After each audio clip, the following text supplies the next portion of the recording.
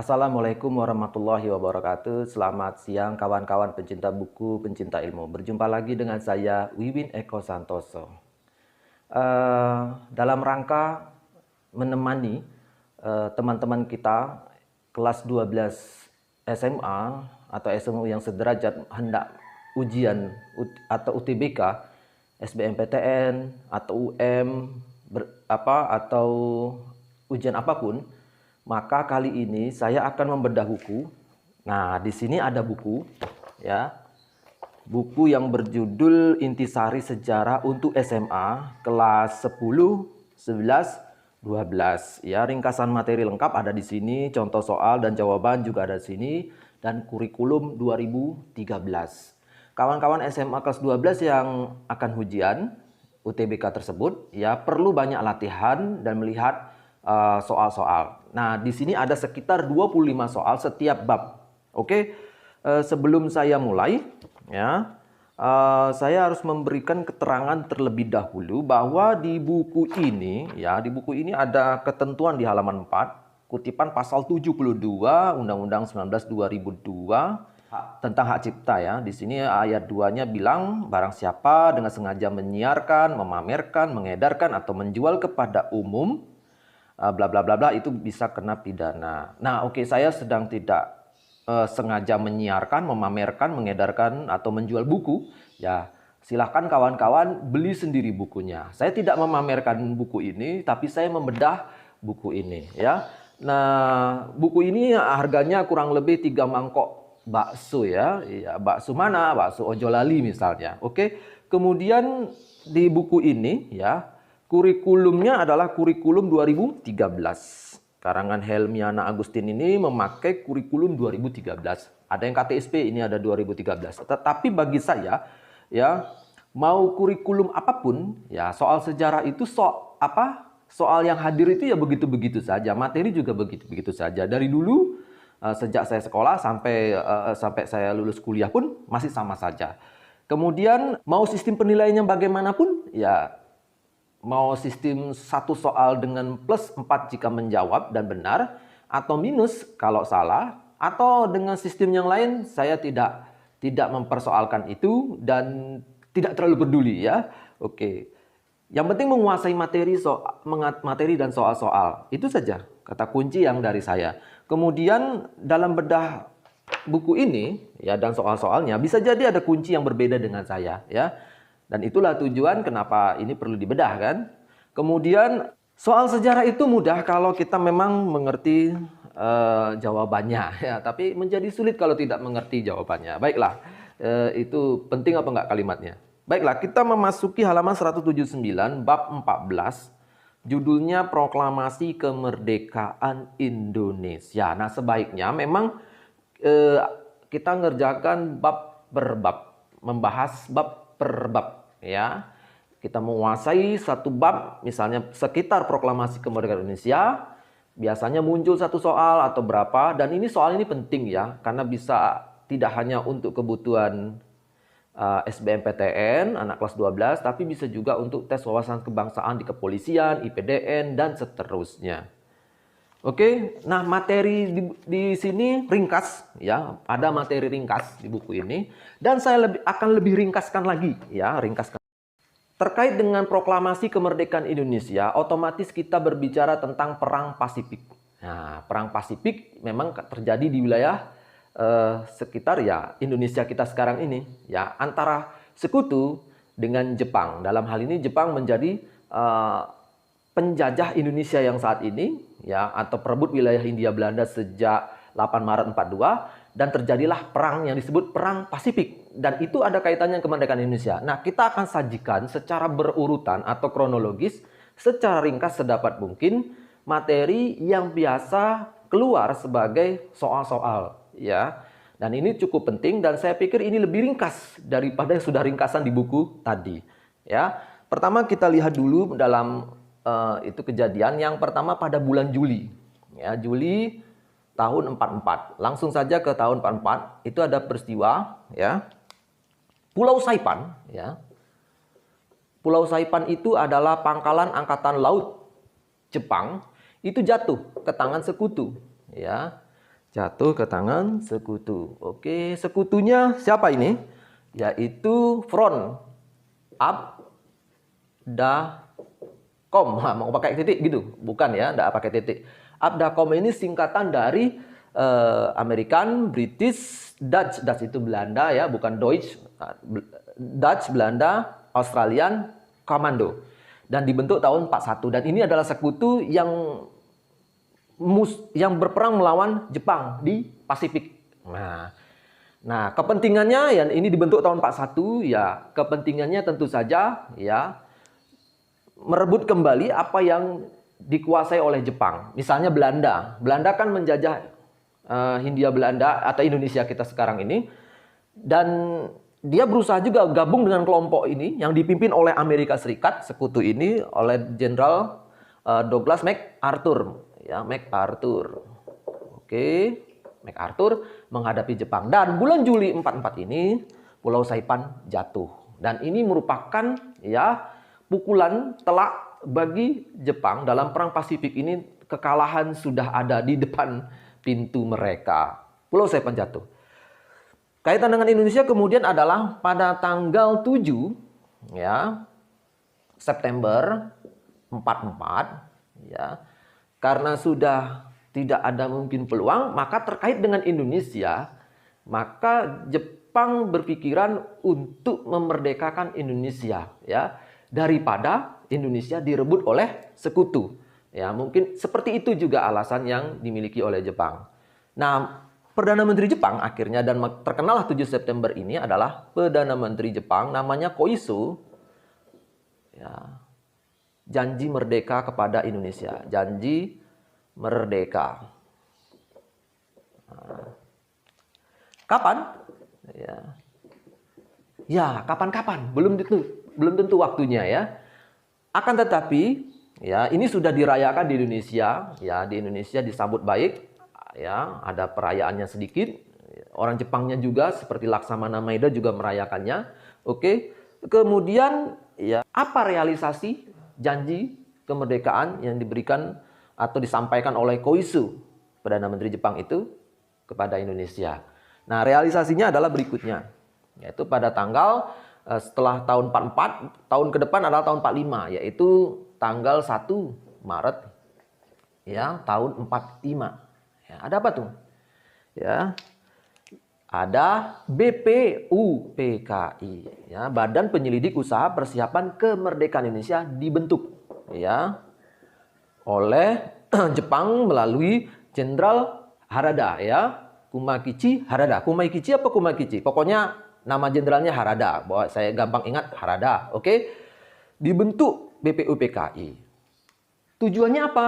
Nah, tujuannya seperti ini. P-nya ini ya, Badan Penyelidik. Nah, P ini tujuan ya. Tujuannya adalah tujuan. Maksudnya tujuan adalah penyelidik. Berarti menyelidiki seperti apa negara-negara itu dibentuk, ya, syarat terbentuknya negara dan bagaimana keperluan untuk tercapainya sebuah negara. Nah, inilah tujuan dari BPUPKI yang dalam bahasa Jepangnya ada kata kunci yang perlu kita ingat adalah cho, ya, cho menyelidiki ya, kurang lebih seperti itu. Sehingga kita akan bisa membedakan BPUPKI ya, badan penyelidik, harus ada kata cho, Dokurisu Junbi Cho Sakai. Nah, nanti kalau tidak ada cho-nya, Dokurisu Junbi Inkai, itu berarti bukan BPUPKI, namanya PPKI. Itu nanti ya. Baik, 1 Maret 45 BPUPKI dibentuk ya. Kemudian pada bulan depannya, jadi kan berurutan nih, penting sekali nih dari tahun 44 sampai tahun 45 ini ya, peristiwa yang terkait Indonesia, yaitu pada tanggal 29 April ya 45 ya. BPUPKI ini diresmikan. BPUPKI diresmikan. Ya, diresmikan dan diketuai dan ditunjuklah Kanjeng Raden Temenggung Rajiman Widyo Diningrat ya, bukan Soekarno. Oke. Nggak apa-apa. Nah, itu diresmikan. Kemudian tahun 45 ini pada bulan depan setelah April apa? April, Mei. Nah, dari 29 Mei sampai tanggal 1 Juni ya. 45 itu ada peristiwa yang jelas di sini terkait dengan tadi yang di atas, yaitu sidang pertama BPUPKI. Nah, sidang pertamanya ini. Sidang pertamanya ini bahas apa? Yaitu bahas tentang dasar negara. Nah, jadi salah satu tugas BPUPKI menyelidiki, ya, dan ini dasar negara sudah dibahas atau mulai dibahas dari 29 Mei sampai 1 Juni 45. Di situ ada pembicaranya, ya, nanti Muhammad Yamin, Supomo, dan Soekarno. Ya, sidang pertama BPUPKI 29 Mei sampai 1 Juni. Hanya saja di sidang ini dasar negaranya tidak ada disepakati, maka dibentuklah panitia 9 singkatnya. Nanti pada 22 Juni ini disepakati usulan, ya, 22 Juni itu yaitu Piagam Jakarta, ya, sebagai dasar negara yang bisa diusulkan nanti pada sidang berikutnya lagi, yaitu setelah bulan Juni apa? Yaitu Juli. Nah, sepanjang dari tanggal 10 Juli sampai 16 Juli atau 17 kalau dihitung sebagai acara penutupannya, itu adalah merupakan sidang BPUPKI yang kedua.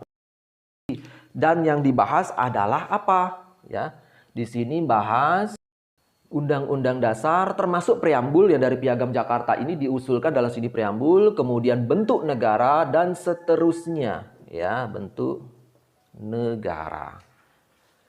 Ya. Banyak hal yang dibicarakan di sini, ya. Tapi secara kronologi ringkasnya itu sampai 16 Juli adalah merupakan sidang yang kedua BPUPKI dan ini dianggap selesai. Oke, selesai. Kemudian ada peristiwa apa lagi yang pada bulan setelah Juli itu apa? Juli, Agustus. Nah, ini penting ini. Ya, rupanya pada tanggal 6 dan 9 Agustus ini ada peristiwa penting nih. Nah, ini ya. Agustus 45. Ada apa nih? Ya. Nah, ini ada apa nih? 6, 9. Wah, ini ya. Sekutu Amerika itu menyerang Jepang pada angka tanggal 69. Wah, negerinya Mbak Maria Ozawa diserang Jepang dengan angka 69. Wah, ini bukan gaya 69 ya, tapi memang tanggal 6 dan 9 Agustus 6 itu yaitu Hiroshima, ya, kota industri persenjataan Hiroshima dibom oleh sekutu. Tanggal 6 Agustus. Kemudian tanggal 9-nya Nagasaki, ya, giliran yang dibom. Oke, paling tidak ada sekitar 78.000 korban, ya, gini. Korban nyawa dari rakyat Jepang, ya. Kalau tidak mau menyerah lagi, ya, rencananya akan dibom lagi kota Kyoto, ya. Kota Kyoto adalah kota di mana banyak kitab-kitab agama dan kuil-kuil agama. Dan orang Jepang sadar itu dan ingin melindungi juga selain rakyatnya sendiri. Kalau kota hancur, industri seperti ini hancur, masih bisa dibangun kembali. Tapi kalau candi, kitab-kitab hancur, itu tidak bisa dibangun kembali dengan sebagai barang baru. Nggak bisa, ya. Nah, itu Hiroshima dibom, Nagasaki dibom oleh sekutu. Nah, ini sudah jelas Jepang tidak ada harapan sama sekali menang. Ya, memang terjadi perdebatan antara kaisar sendiri bahkan dengan para panglima di parlemen Jepang, apakah mau perang terus atau menyerah, ya.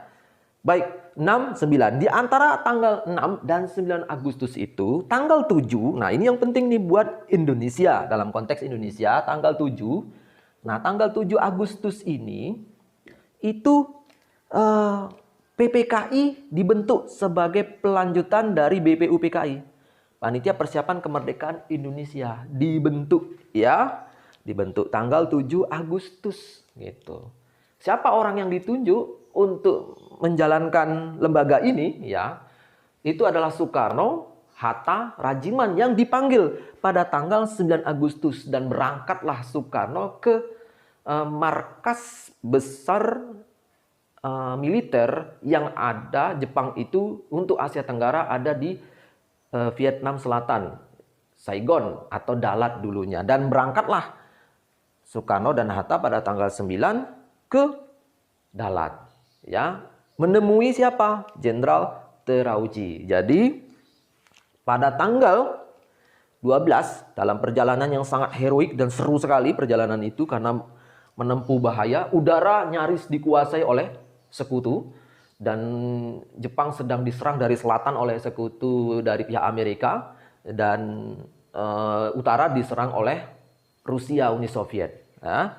Birma juga sudah ditaklukkan oleh sekutu dan Soekarno, Rajiman, ya, Hatta, dokter pribadinya yaitu Dr. Soeharto itu berangkat ke Vietnam Selatan atau Dalat untuk menerima mandat ya lembaga PPKI ini kepada mereka. Dan itu pada tanggal 12 Agustus 45 ya, Soekarno dan Hatta, Soekarno CS ya, tiba di Dalat, Vietnam Selatan itu. Dan mereka menerima mandat PPKI ya dari Jenderal Terauchi ya, Jenderal Terauchi. Saya singkat Terauchi saja ya, Terauchi. Jenderal Terauchi. Wah, ini panglima besarnya yang untuk Asia Tenggara perangnya. Nah, beliau ini adalah ya dulu pemimpin perang menghadapi Rusia 1905 pemenangnya. Hebat ini memang jenderal satu ini ya. Tapi apesnya di era dialah ya, dia menghadapi kekalahan, Jepang menghadapi sekutu. Nah, Terauchi ditemui oleh Soekarno dan Hatta. Dan di situ diucapkanlah selamat kepada Soekarno-Hatta bahwa mereka akan melanjutkan pekerjaan dalam PPKI dan Indonesia akan merdeka. Dan di sini sudah disebutkan merdekanya tuh di buku-buku sekolah kalian ya, kawan-kawan pencinta buku, pencinta ilmu yang kelas 12 SMA. Kalau di buku sekolah kalian teksnya rata-rata disebut ya, itu paling tidak 24 Agustus. Nah, sudah disebutkan ini. 45 itu Indonesia sudah merdeka. Nah, tapi kalau di buku Osa Kurniawan Ilham itu Terauchi mengatakan kepada Soekarno kapan saja. Nah, Soekarno bilang, oh kalau gitu 18 Agustus atau sekitar itu kita sudah merdeka atau proklamasi. Oke, jadi ada janji kemerdekaan yang sudah disebut tanggalnya 24 Agustus kalau buku teks sekolah kalian. Sementara kalau yang sebelumnya waktu di era Jenderal Kumakichi Harada itu hanya disebut kapan-kapan, kelak gitu ya. Kalau di sini sudah 24 Agustus. Oke. Kemudian pada tanggal 13 Agustus itu Soekarno sudah dalam perjalanan kembali ke Indonesia ya, dan ini seru sekali sampai Soekarno pesawatnya itu menggunakan pesawat perang ya dan melintasi daerah yang berbahaya sampai di Malaysia. Nah, 14 Agustus ya nanti Soekarno tiba, tapi yang ingin dicatat di sini adalah justru pada tanggal 14 Agustus itulah ya BBC, British Broadcasting Corporation, menyiarkan Jepang menyerah kepada sekutu ya. Menyiarkan siar JPG Jepang menyerah ya, menyerah kepada sekutu. Nah, berita ini penting sekali. Dan di Indonesia ya, yang mendengarkan siaran berita ini melalui radio Jepang kala itu satu kali siaran itu lolos tidak tersensor oleh Jepang dan terdengar oleh ada beberapa orang yang mendengarnya di sini, 2 orang yang perlu dicatat. Yang pertama itu adalah ya Khairul Saleh ya, Khairul Saleh. Khairul Saleh di Jakarta dia mendengarkan siaran ini. Wah, berarti Jepang sudah menyerah ya. Diketahui Khairul Saleh. Kedua adalah Sultan Syahrir. Di Bandung dia mendengar berita ini ya. Di Bandung. Nah, makanya mereka menjadi tokoh di kalangan para pemuda yang menyadari bahwa Jepang sudah tidak berkuasa lagi di Indonesia. Berarti yang akan berkuasa nanti adalah penjajah lagi, yaitu dalam hal ini sekutu kalau menang perang pasti akan mengembalikan ke Belanda. Nah, sebelum Belanda datang atau sekutu datang berarti Jepang sudah tidak berkuasa. Ini yang disebut namanya vacuum of power, kekosongan kekuasaan. Nah, di pikiran para pemuda adalah bagaimana Soekarno supaya segera proklamasi. Nah, pada tanggal 14 Agustus ini juga ya, Soekarno Hatta pesawatnya tiba di Jakarta Kemayoran. Oke, Soekarno tiba. Soekarno CS tiba di Jakarta disambut oleh pejabat militer Jepang.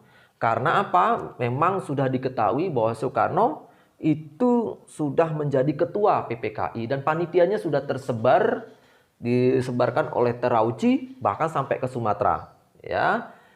Kalimantan, Jawa itu sudah lengkap dan pejabat Jepang militer itu menyambut Soekarno kedatangannya. Oke. Akan tetapi di situ juga pemuda Khairul Saleh ya dan kawan-kawannya itu menemui Soekarno ya setelah mau memasuki mobilnya, mau pulang ke rumah, Soekarno dicegat oleh Khairul Saleh dan ditanyakan, "Pak, Jepang sudah menyerah pada sekutu, maka segeralah kita proklamasi."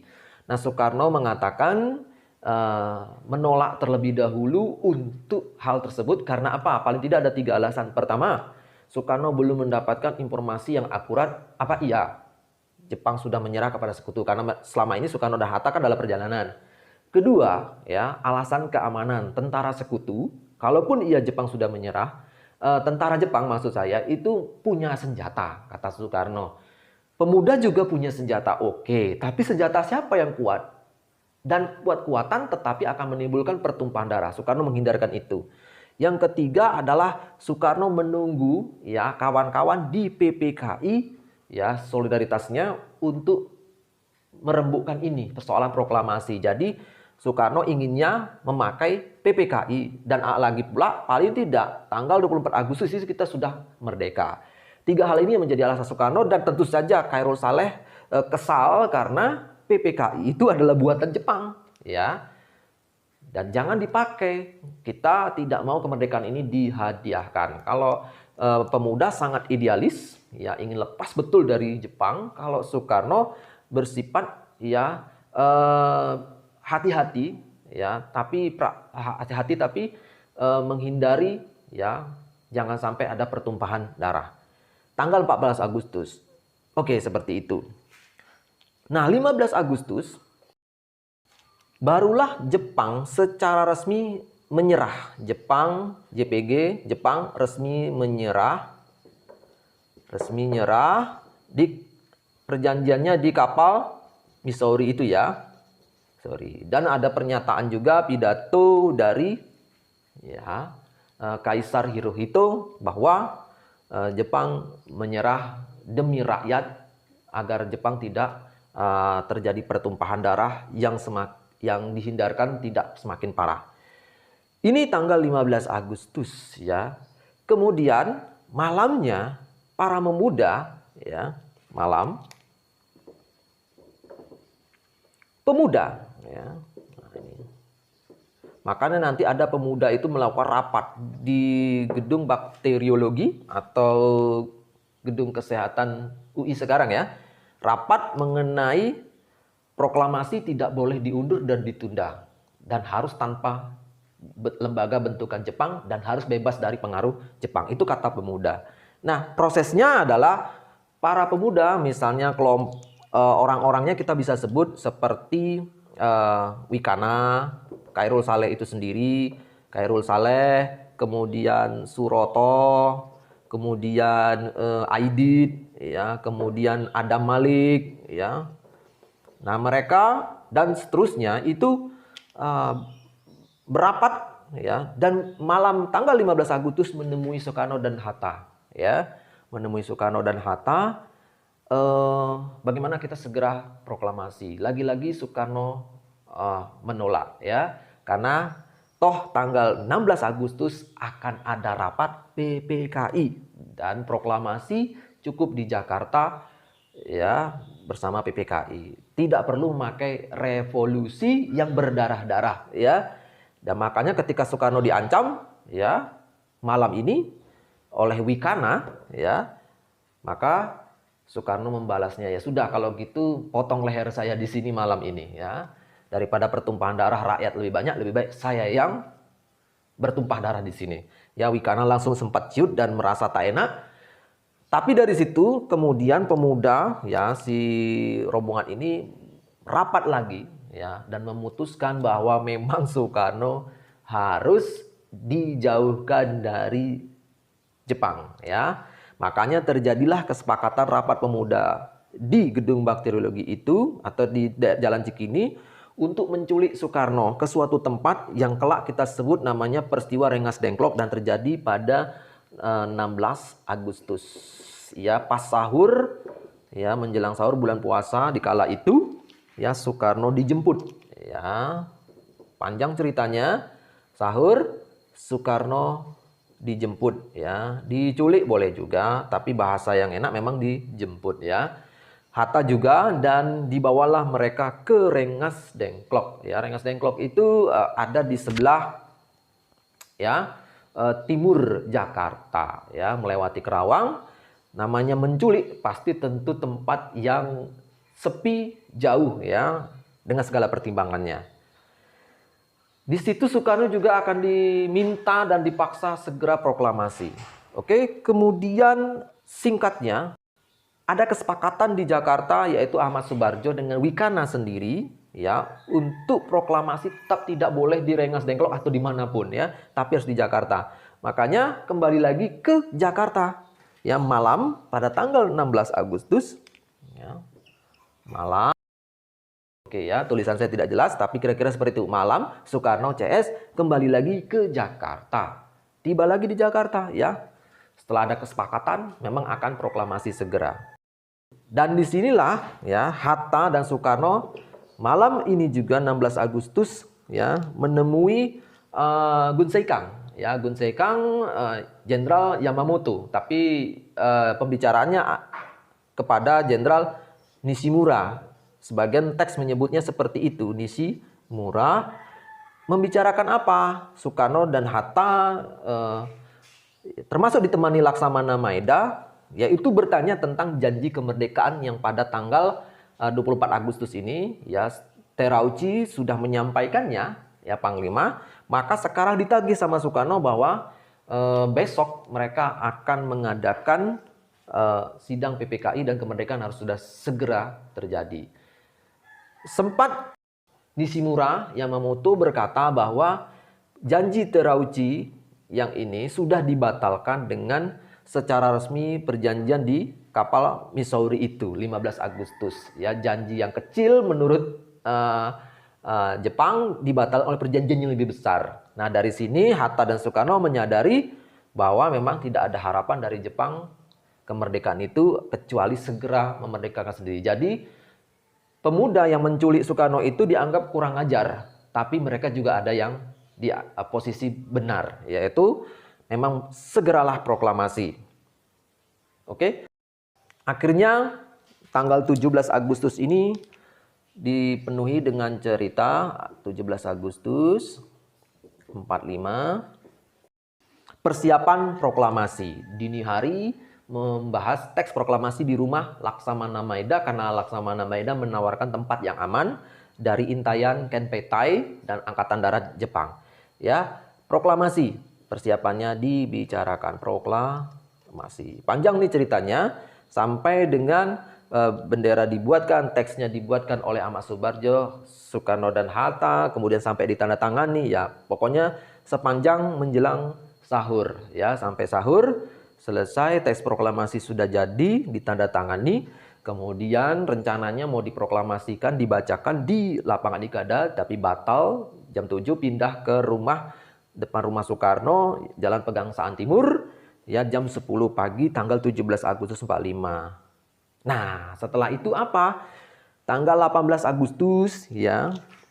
18 Agustus sampai dengan tanggal 22 Agustus ini adalah, nah ini yang penting juga, yaitu sidang PPKI. Ya, masing-masing tuh. Tanggal 18 sidang yang pertama, 19 sidang yang kedua, kemudian 20 sidang ketiga, 22 sidang keempat. Ya, di buku sekolah biasanya menulis sampai 3. Ya, di Erlangga ditulis sampai 4. Kalau di buku Risalah Sidang karya Muhammad Yamin itu disebut 4 kali sidang termasuk tanggal 20 Agustus 45, ya. Oke, sampai di sini sebenarnya sudah selesai ringkasan kita. Akan tetapi ada hal yang perlu dirincikan, ya, yaitu sidang BPUPKI yang pertama maupun yang kedua ini. Ya, ditambah juga sidang ini perlu kita lebih rincikan. Baiklah ya, kita harus rincikan itu materi. Setelah itu selesai, kita masuk ke dalam soal. Ya, ini saya hapus karena tidak muat. Tolong dicatat, minimal diingat ya.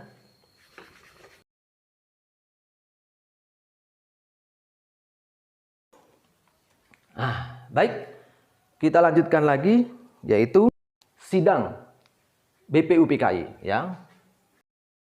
Yang sudah kita ketahui tadi adalah sidang ini membahas apa? Dasar negara.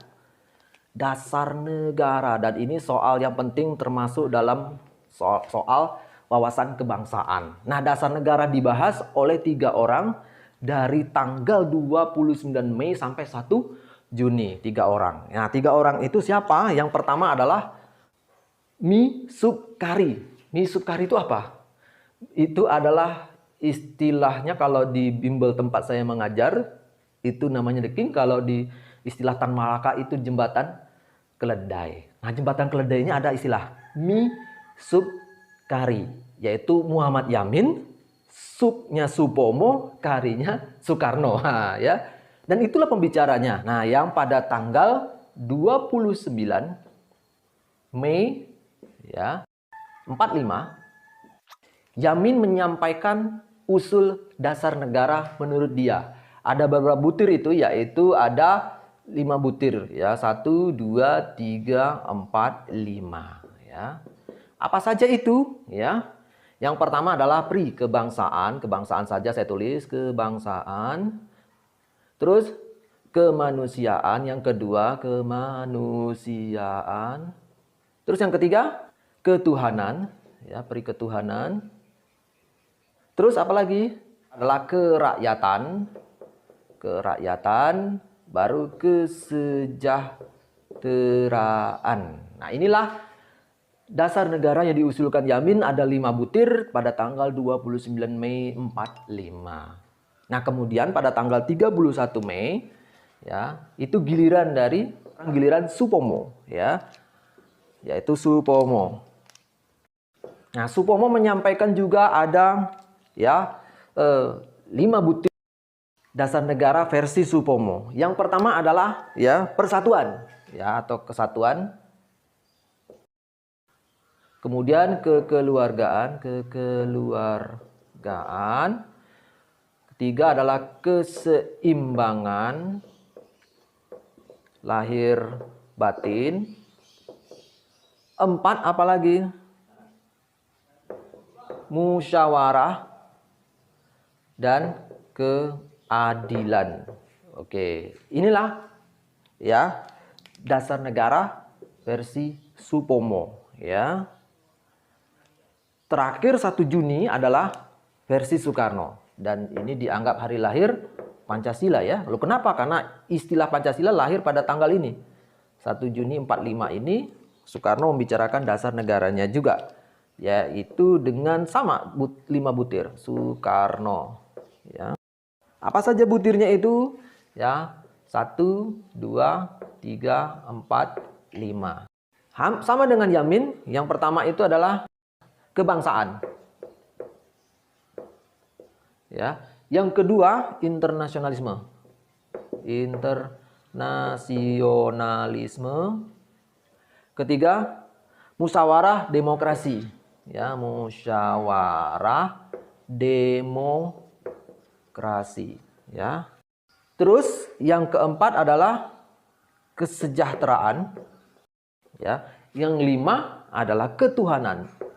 Nah, Soekarno menempatkan ketuhanan pada butir yang kelima. Ya.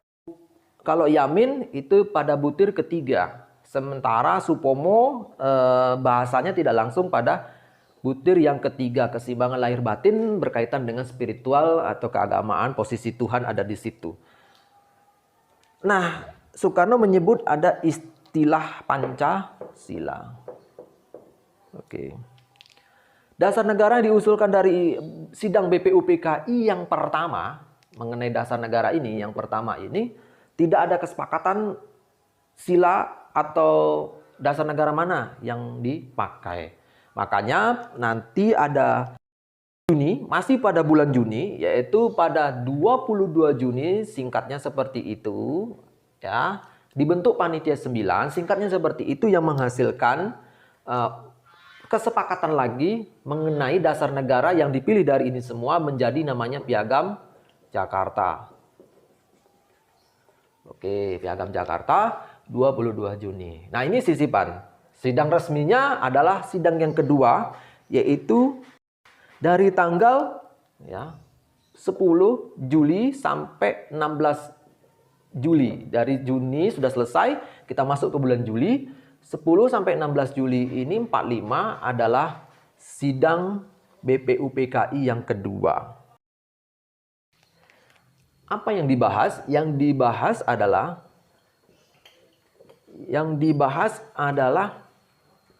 rancangan Undang-Undang Dasar, termasuk preambul atau pembukaannya mengambil Piagam Jakarta ini, kemudian bentuk negara dan seterusnya. Bentuk negara itu apakah republik atau monarki? Nah, itu dibicarakan di sini, salah satunya di antara 10 sampai 16 Juli sebagai sidang BPUPKI kedua. Nah, setelah selesai, barulah ada kejadian yang tanggal 6 dan 9 Agustus Hiroshima dan Nagasaki dibom.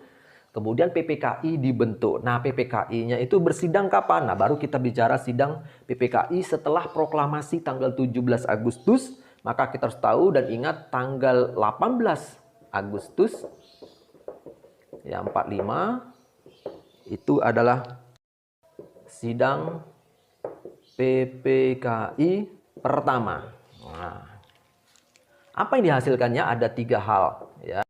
Yang pertama adalah Undang-Undang Dasar ya disahkan. Yang dibahas di sidang BPUPKI ini disahkan.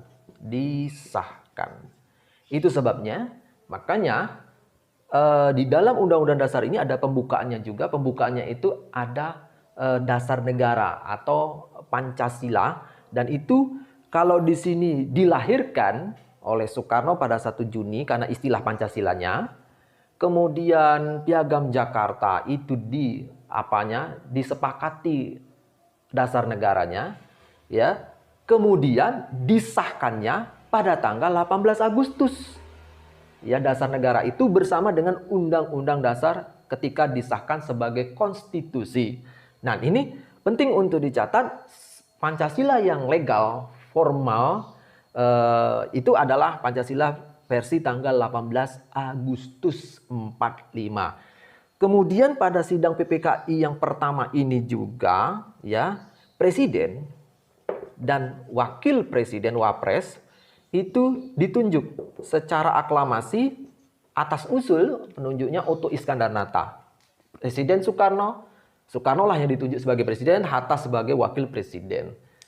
Dengan begitu, bahwa sidang tanggal 18 Agustus ini kita sudah punya presiden dan wakil presiden. Kemudian untuk membantu tugas presiden itu, maka dibentuk lembaga KNI. Ya. Untuk apa? Untuk bantu ya, presiden pekerjaannya. KNI, Komite Nasional Indonesia. Itulah tanggal 18 Agustus 45. Kemudian besoknya, yaitu tanggal 19 Agustus, ini adalah sidang PPKI kedua. Ya. Apa yang dihasilkannya secara pokok adalah 12 kementerian. Nah, 12 kementerian ini dibentuk, ya, seperti Kementerian Penerangan, Kehakiman, kemudian Pendidikan atau Kebudayaan itu Ki Hajar Dewantara dan seterusnya. 12 kementerian. Ada perdebatannya, tapi tidak saya ceritakan di sini. Kemudian 8 provinsi. Ya, kadang ditambah 2 daerah istimewa, Yogyakarta dan Surakarta. 8 provinsi itu apa saja? Nanti kalau pas bahas soal kita sebutkan, ya, yaitu Sumatera, tentu saja Jawa, Kalimantan, Borneo itu, Sulawesi Selebes, ya, itu 8 provinsi, ya. Oke, inilah hasil sidang PPKI yang kedua. Kemudian yang ketiga yaitu pada tanggal 20 Agustus 45. Ini adalah sidang ketiga. Nah, di buku sekolah biasanya sidang ketiga itu tanggal 22. Tapi kalau Risalah Muhammad Yamin itu ada sidang yang ketiga. Ya, sidang yang ketiga itu menghasilkan satu hal saja yang paling terang, yaitu dibentuklah lembaga, ya, Badan BP, Badan Penolong Keluarga Korban Perang, disingkat BPKKP. Ya, dibentuklah lembaga ini, termasuk di dalamnya ada BKR, Badan Keamanan Rakyat. Oke, ada perdebatannya di sini tentu saja. Nah, kemudian tanggal 22 Agustus 45 itu sidang yang keempat. Apa yang dihasilkan dalam sidang keempat ini ada 3 hal, ya, 3 butir. Yang pertama, komite, kalau di sini ada KNI yang tugasnya untuk membantu presiden, di sini dibentuk Komite Nasional Indonesia Pusat, KNIP, kita singkat KNIP, di Jakarta, ya. Dan dia punya fungsi, ya, legislatif, ya, sebagai MPR atau DPR sebelum adanya pemilu, ya. Tapi fungsi untuk ini baru direncanakan. Setidaknya Komite Nasional Indonesia Pusat dibentuk. Oke. Kemudian dibentuk pula PNI, ya, Partai Nasionalis Indonesia, sebagai satu-satunya partai atau partai tunggal. Syarat sebagai negara disebut demokratis, bukan negara fasis. Kemudian, nah, dibentuk BKR, walaupun diusulkan supaya dibentuk tentara saja, tapi orang-orang tua yang ada dalam sidang ini sebagai golongan tua itu menghendaki sebaiknya itu disamarkan, mencegah, ya, tentara Jepang yang masih bersenjata ini ngamuk karena tentara Jepang itu, Jepang sendiri di Indonesia masih punya tugas dari sekutu, yaitu menjaga status quo, sebagaimana itu Jepang bikin perjanjian tanggal 15 Agustus 45 di kapal USS Missouri itu kan. Oke. Dan mencegah agar terjadinya benturan darah, pertumpahan darah, maka tidak ada istilah tentara dulu, tapi adalah Badan Keamanan Rakyat, BKR, ya. Badan Keamanan Rakyat, BKR, bukan boker, ya. Kemudian PNI sebagai satu-satunya partai. Jangan ditambah S di sini, ya. Nanti PNI tambah S bunyinya aneh. Nah, sebenarnya ini sudah selesai, ya. Kemudian ada peristiwa lagi setelah bulan Agustus ini, yaitu pada tanggal 19 September 45. Nah, 19 September 45 itulah baru ada rapat akbar di lapangan Ikada di Jakarta, mempertemukan Soekarno dan Hatta dan kabinetnya ini kepada rakyat. 19 September. Pada saat yang sama di Surabaya terjadi insiden Hotel Yamato atau Hotel Van Oranje, ya, zaman Belanda sebutnya begitu. Ya, mengibarkan bendera merah putih dengan merobek, ya, bendera Belanda yang warna birunya. Nah, ini materinya sudah selesai, ya. Ini sudah paling ringkas, ya. Dan kita harus bahas soal yang ada di sini. Akan tetapi berhubung HP saya tidak cukup, maka kita lanjutkan kepada seri berikutnya. Ya, dari saya sekian. Terima kasih. Assalamualaikum warahmatullahi wabarakatuh.